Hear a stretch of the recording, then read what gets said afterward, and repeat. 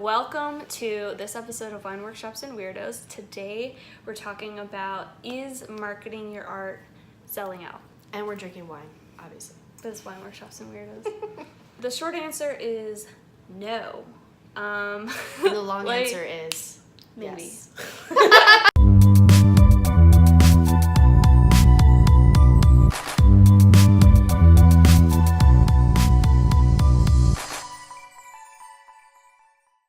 Okay, so I studied business. I'm a digital artist though, so I kind of have like a foot in both worlds. But Melanie is a fine artist. You more have experience with PR and marketing and like more in person, and I'm more like online. So what is your definition of selling out? Okay, so my definition of selling out is selling. A lot of people are really intimidated by the term selling out because they're like, oh, I won't be able to make art the way I want to make it. Like when it becomes about sales, it becomes less about art. Exactly. But at the end of the day, if you decide I'm selling one painting or I'm making one poetry book and I'm going to sell that, you're selling out. You are literally in the business world now. And that's great. So I think of selling out more as like when you compromise your ethics just to make some money. Like say you have a website and then you create some ad space and it's like for erectile dysfunction when your whole shit is not about that. So You know? question for you, is it harmful to an artist's growth if they sell out? No. Oh, wait. So it depends on who's defining it. If it's my definition of it, which is like, you know, you're compromising your ethics to work with brands and influencers that you don't believe in, yeah, I do think that's hindering your growth because you can be working with ones that are. Like, there are people and brands and influencers that align with your ethics. Right, but like for me, right, my concept of it or my perception is that the minute you sell out is selling one painting or putting one painting in a gallery, right? So like, for example, visionary artists are like, I'm never writing an artist statement because that's the gallery world. Well, the minute you write an artist statement is the minute you start communicating with yourself and your art, right? And you become more serious. So like, is that artist growth? I would say yes. You're building a relationship between your own work and the outside world. You need to go way further than an artist statement. You need to go to like a business plan. Yes. Like, it doesn't have to be a crazy, elaborate, corporate-y 5-page, 10-page business plan. Like, it can be, I have like on my Evergrey resources, there's like a 1-page visual business plan. You see it all in one place, and it just talks about boiling down the elements of your business that matters most to you. And that's how you can, like, the most important thing, you call it like a creative thesis. I think of it more like a mission statement. That's how you focus all of your energy and your projects and what do I work on and who do I work with. Does it align with your mission statement, your creative thesis?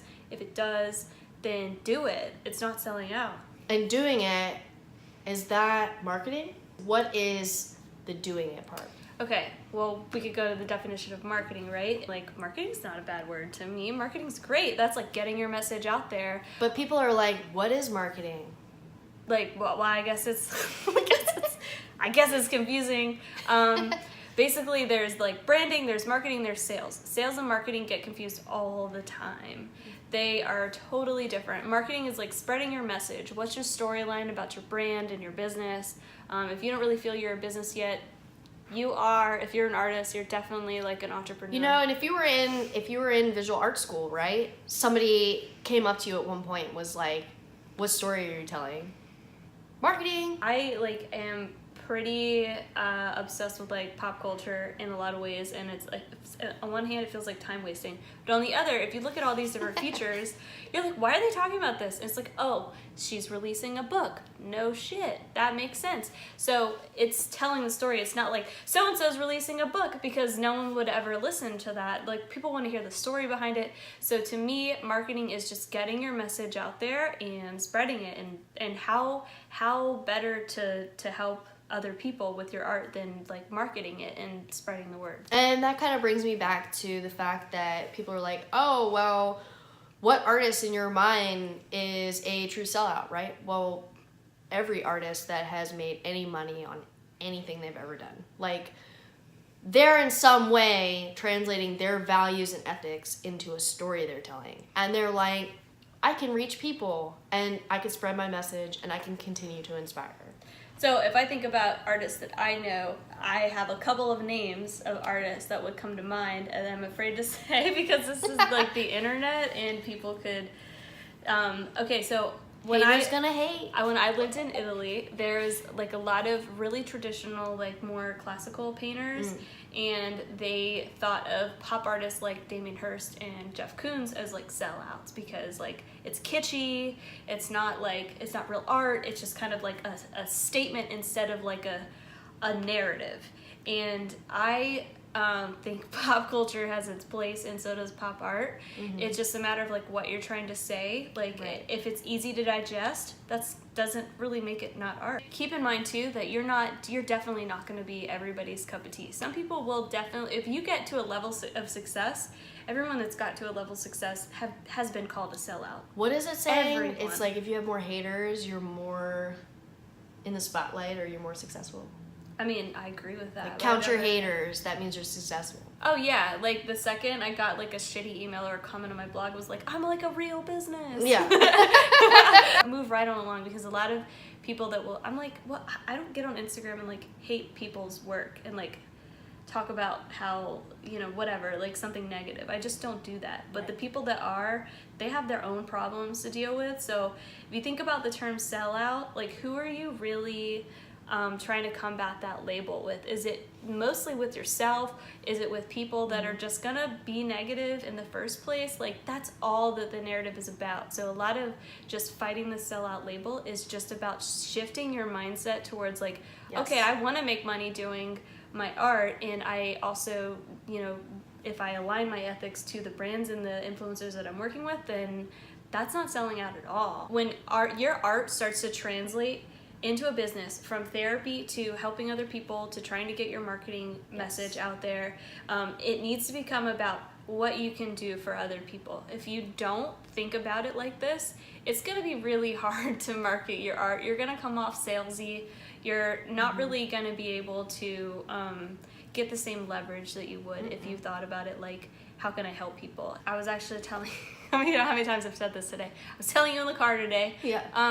When I first started my business, I thought, I want to work from home. I don't want to have a boss to answer to. I want to choose who I work with, when I work, how much money I make. And then it became, as I got further into my business, it became like, wow, this is like a platform that I can really help people with. And when I shifted, then when that mindset shifted, my business grew a lot because it became about other people. And think of business like a baby. Like, yeah, it's yours, but like, you still have to raise it to like go out into the world. And okay, something else I want to talk about is rejection. So say, okay, marketing is great, I'm not selling out, I'm gonna start marketing, and you start marketing and you're like, this is something that I see in artists a lot, they're like worried about rejection. Or like they don't handle it well, they don't want it. Okay, so that's like most people. That's not just artists. It's like everybody doesn't want rejection, right? And but I honestly get rejected like all the time. Every now and then I'll get an email that's like, we're unfortunately like, but the thing is, like with marketing, it's a numbers game.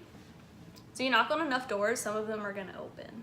So you have to get used to being rejected like literally 90% of the time. But like a bestie of mine said, you start looking at rejection more as like, I'm submitting this to this gallery, or I'm submitting this to this opportunity because I want feedback. Does that feedback mean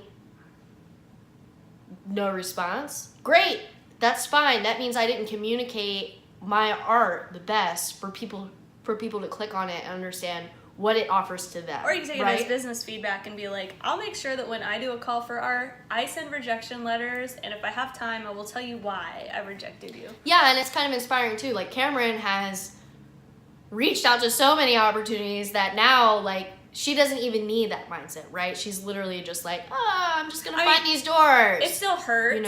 It still hurts. It's more like when I really want something, when I'm like, I know that I'd be a good fit, and I don't get any response or I get ignored, like that's when it hurts. It's not like when I do get rejected, it's when I get ignored that bothers me more. But still at the same time, she's taking that time and that moment to assess how to continue on our journey and find that doors that are gonna open.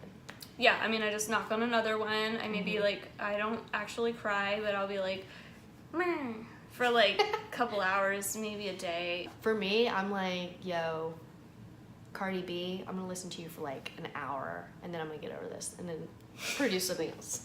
So to wrap this up though, I would say, when it comes to marketing, okay, first of all, get over the sellout syndrome thing. The only person that you're worried about selling out to is yourself or haters. And then once you do get into the marketing of your art, remember that once it's something that you're taking seriously and you want to take it seriously as a business, it becomes less about you and your therapy and more about how can you help other people. So marketing is definitely never selling out if you take that approach. Oh, I did want to touch on this. Go ahead. A lot of if you like, this really bothers me about like people that aren't into art. They're like, oh great, you're an artist, like I want a print for my nursery or for something else, and like, can you make it for me like for free? And I'm just like, what? Like, why is art the industry where people think that they don't need to pay you for it? And then I've like really ruminated on this, and I think it's because people are thinking that you love it, you like doing it, so why not do it? And well, I think too, because, you know, honestly, a lot of the art world, right, you creating art, me creating art, it's been a museum sort of, you know, path, or like an art gallery path, and it's never been like an entrepreneurial path. It's in its infant stage. And so you're like, what's in its like online artists, entrepreneurs? yes. Yeah, So like that's by totally in infant its stage, I mean like people like taking themselves serious and being like, yo, my art can actually do something for you. So get out there and confidently sell your art. And if you're not feeling confident, put some comments down in the below. And Down in the below. oh. It's a realm. It's a realm. It's below this video, and you can put a comment in it. That's it. So if you guys do enjoy this video, we try to put out new wine workshops and weirdos episodes at least once or twice a month. Yes. And we'll see you in the next video. Bye.